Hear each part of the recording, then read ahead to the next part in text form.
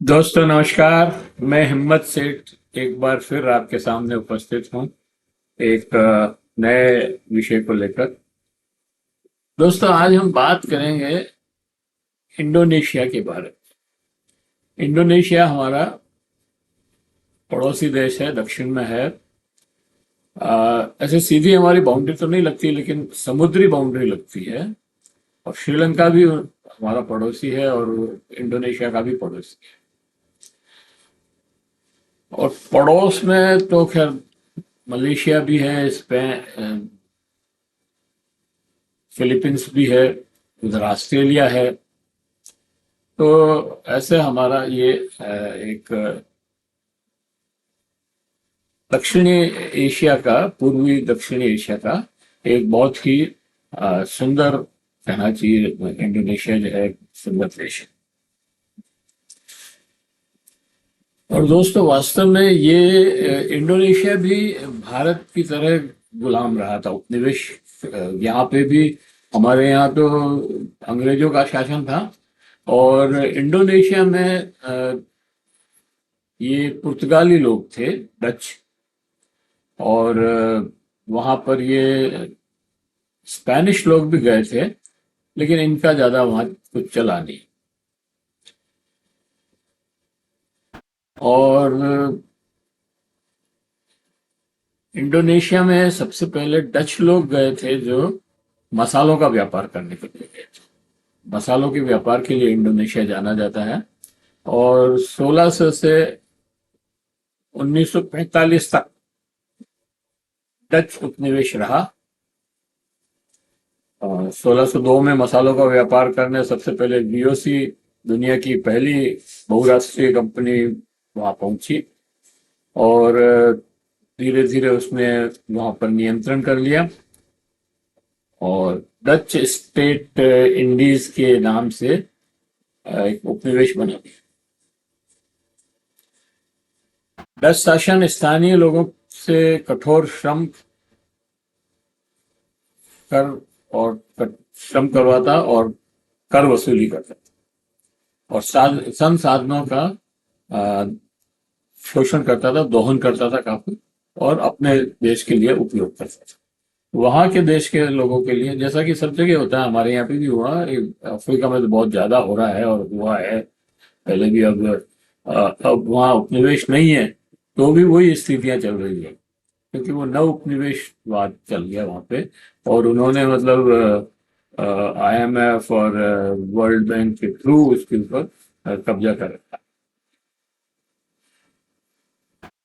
और इसको आगे बढ़ाएं दोस्तों, उसके पहले मैं ये आपसे अपील करना चाहता हूं कि अगर आपने अभी तक भी हमारे यूट्यूब चैनल महावीर सत्ता संदेश को सब्सक्राइब न किया है तो सब्सक्राइब कर लें, बेल आइकन दबाना न भूलें।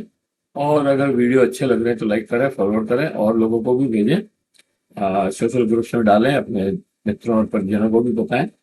और कमेंट बॉक्स में जाएं, कमेंट लिखें, सुझाव दें। और आपके कमेंट और सुझाव हमें और बेहतर करने की ओर अग्रसर करें। तो दोस्तों अ, मैं आपसे कह रहा था कि इंडोनेशिया भी डच स्टेट इंडीज के नाम से एक उपनिवेश बना। डच शासन स्थानीय लोगों से काफी कठोर श्रम और उनका शोषण करता था और टैक्स वसूल करता था। और संसाधनों का दोहन करता था और उनका शोषण करता था। उनसे मतलब देश के लिए हित में नहीं था, वो सब जितना भी खनिज वगैरह निकालते थे वो सब ले जाते।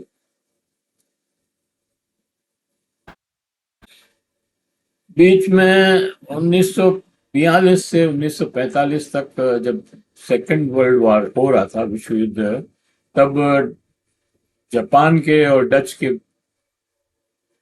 बीच में जो है इंडोनेशिया युद्ध हुआ। और जापान जो है, जापान ने उस पर कब्जा कर लिया, डच को वहां से भगा दिया। लेकिन 1945 में चूंकि युद्ध समाप्त हो गया और जापान ने हथियार डाल दिए थे युद्ध में, तो फिर वो जो है इंडोनेशिया भी उस समय राष्ट्रवाद भी पनप रहा था वहां पर, और स्वतंत्रता संग्राम भी चल रहा था।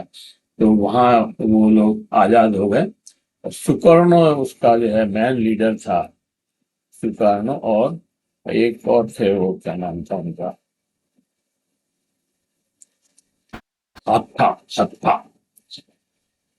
खैर, तो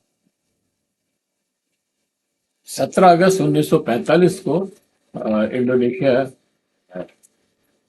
औपनिवेशिक दासता को खत्म करके स्वतंत्र राष्ट्र बन गया।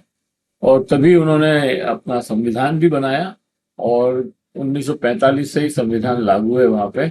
लेकिन 1949 तक, मतलब 45 से 49 तक वहां फिर झगड़ा चला, युद्ध चला, क्योंकि डच जो है ये मानने को तैयार नहीं थे कि इंडोनेशिया संप्रभु राज्य बन गया है।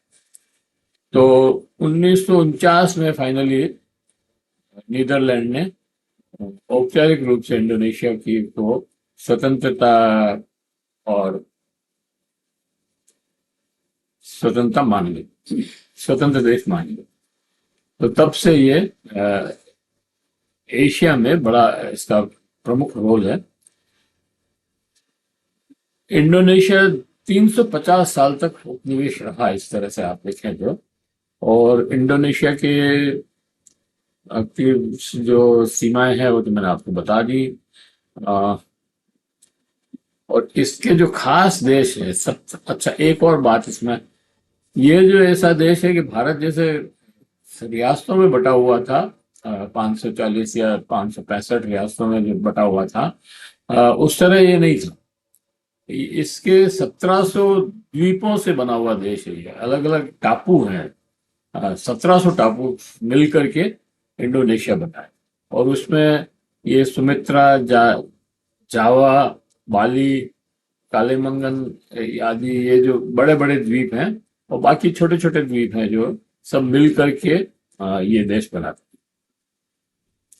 अरे यहाँ पे सबसे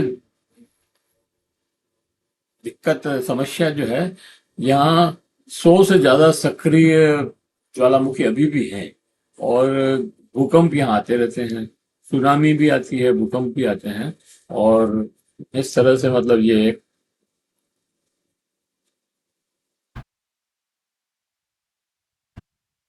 पड़ोसी देशों में मलेशिया है, फिलीपींस है, पापुजा है, और ऑस्ट्रेलिया है, भारत है, श्रीलंका है। श्रीलंका और भारत की तो समुद्री सीमा मिलती है, और बाकी ये सब देश जो हैं। अच्छा, यहाँ मिश्रित अर्थव्यवस्था है। यहाँ पे एग्रीकल्चर और खनिज, ये मेन इनके वो हैं, मतलब आर्थिक संसाधन। और फिर विनिर्माण का काम भी है, सेवा का भी है, पर्यटन भी 5-6% में पर्यटन है यहाँ पर। जीडीपी में 5-6% की जो है पर्यटन का हिस्सा है। तो यहाँ का जो खनिज है वो कोयला है, गैस है, और एग्रीकल्चर में रबर है और पाम ऑयल है, काफी कॉफी भी है। तो ये निर्यात भी बहुत होती है, कॉफी, गैस, रबर और पाम ऑयल। इसका निर्यात, और कोयला का भी निर्यात बहुत होता है। उसी से इनका देश चल रहा है। इस देश की जनसंख्या लगभग 27 करोड़ है। और विश्व में मतलब 27 करोड़ जनसंख्या वाला ये चौथा देश है, जो सबसे बड़ी बड़ी जनसंख्या वाला देश है। भारत, चीन तो है ही है, इसके बाद वो यूएसए है, अमेरिका, 34-35 करोड़ की आबादी है वहां पर। और फिर ये 27 करोड़ की आबादी है। बाकी इस देश इससे छोटे हैं। रूस है, 21 करोड़ के करीब है, और भी होंगे ऐसे देश। बांग्लादेश में 18-20 करोड़, 18-19 करोड़ बांग्लादेश में है। पाकिस्तान में भी बांग्लादेश इतने ही होंगे। तो लेकिन ये 27 करोड़ वाला सबसे बड़ा देश है। और यहाँ पर 87% जो है मुसलमान रहते हैं, इस्लाम धर्म को मानने वाले लोग हैं, 87%। और 13% जो बचते हैं, उनमें हिंदू हैं, ईसाई हैं, बौद्ध हैं, ये सब मिलकर 13%। लेकिन वहाँ सबसे बड़े मौलाना जो है राम, राम को जो है सबसे बड़ा मौलाना माना है वहाँ पे। और वहाँ की रामायण भी बहुत होती है। वहाँ सांस्कृतिक जो परिदृश्य है वहाँ का, उसमें रामायण बहुत चर्चित है। वहाँ खेली जाती है रामायण। और थोड़ा सा भिन्न है अपने यहाँ से रामायण में भी, लेकिन वो बहुत राम को जो है बहुत मानते हैं।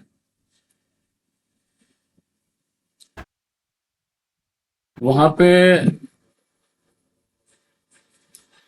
अच्छा, सब पढ़े लिखे लोग हैं। 95% साक्षरता है इंडोनेशिया की। हमारे यहाँ जो अभी मेरे समझिए 78 या 76 ही है, और वहाँ पे 95% की साक्षरता है। और कुछ प्रॉब्लम्स है वहाँ एजुकेशन और हेल्थ में ग्रामीण इलाकों में। बाकी काफी ठीक है। मतलब लोकतांत्रिक गणराज्य है, मतलब राष्ट्रपति का चुनाव डायरेक्ट होता है वहाँ पे, कोई राजा वाजा नहीं है। तो इस तरह से वो भी एक सीधा चुनाव होता है।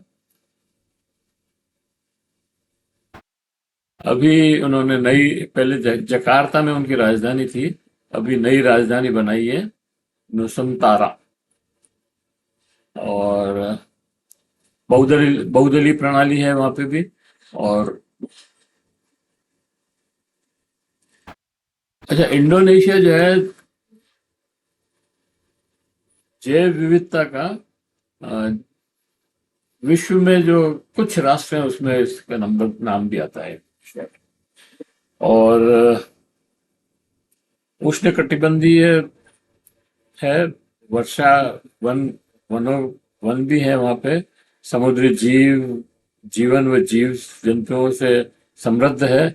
और वनों की कटाई वहां भी एक मुख्य चुनौती है, मुख्य समस्या है। इंडोनेशिया भी भारत की तरह प्लास्टिक प्रदूषण से ग्रसित है। ये भी एक चुनौती है यहाँ पे। प्लास्टिक से जो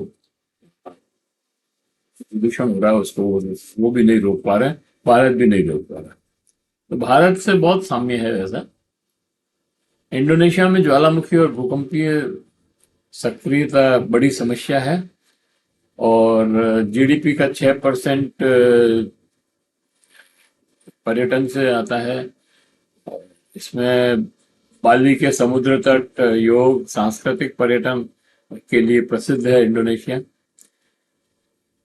इस तरह हम देखते हैं कि इंडोनेशिया एक विशाल और विविधताओं से भरा देश है, जो भौगोलिक, सांस्कृतिक और सामाजिक दृष्टि से अत्यंत समृद्ध है। इसका एशिया क्षेत्र में प्रमुख स्थान है। तो ये हमने आज इंडोनेशिया के बारे में बात की।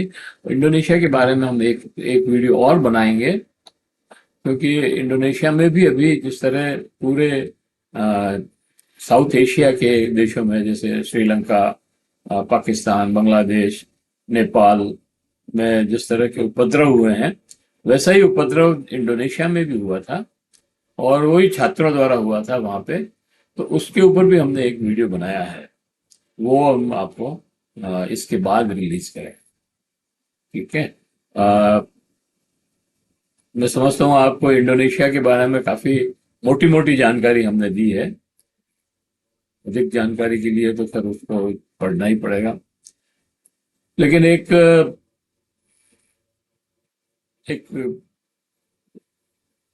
नक्शा हमने खींचने की कोशिश की है। आपको पसंद आया होगा ये वीडियो। और वीडियो अगर पसंद आए तो लाइक करें, फॉरवर्ड करें, और लोगों को भी डालें।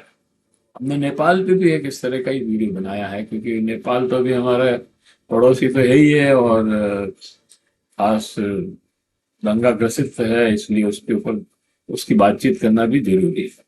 खैर, अगर आपको वीडियो अच्छे लग रहे हैं तो लाइक करें, फॉरवर्ड करें, और लोगों को भी भेजें, मित्रों और परिजनों को भेजें। और अभी तक अगर आपने हमारे YouTube चैनल महावीर संता संदेश को सब्सक्राइब न किया है तो सब्सक्राइब कर लें, बेल आइकन दबाना न भूलें। जय हिंद, जय भारत। मिलते हैं और किसी वीडियो के साथ। मैं एक और अपील ये करना चाहता हूँ दोस्तों की, अगर आपने हमारे वीडियो को लाइक करें और सब्सक्राइब करें तो हमें और खुशी होगी, और हम और ज़्यादा उत्साह से ये वीडियो बना सकें। जय हिंद, जय भारत।